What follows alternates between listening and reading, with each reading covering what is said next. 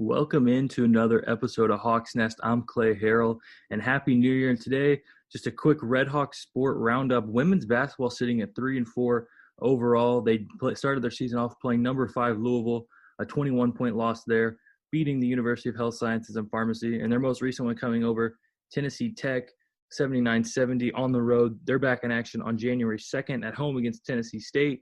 And that's another team that had a lot of high expectations coming in, predicted to finish top 3 in the OVC this year. So definitely looking for women's basketball to get on a hot streak here. They're in conference play, 1-1 in conference, and most of the schedule the rest of the way out is all conference play.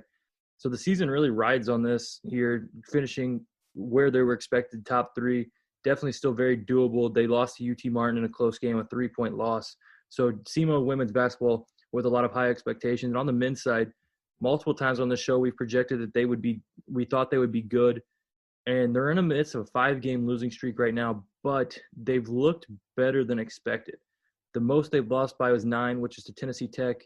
They lost by 6 to Indiana State, 2 to UT Martin, 3 to Evansville in overtime, lost by Lipscomb to 6 in overtime. They've been to overtime 3 times now on the year, and it's a team that going into UT Martin had outscored their opponents in regulation. And now, obviously, the last 2 games against Indiana State and Tennessee Tech a little different, losing in regulation, but they're back in action on January 2nd against Tennessee State at home.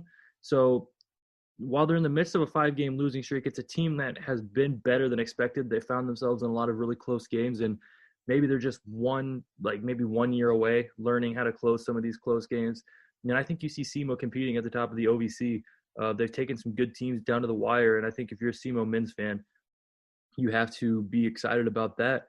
But figured we'd hop on here, give you guys a quick Red Hawk sports wrap up. Everybody has a safe and happy New Year, and Hawks Nest will be back in podcast and video form very soon.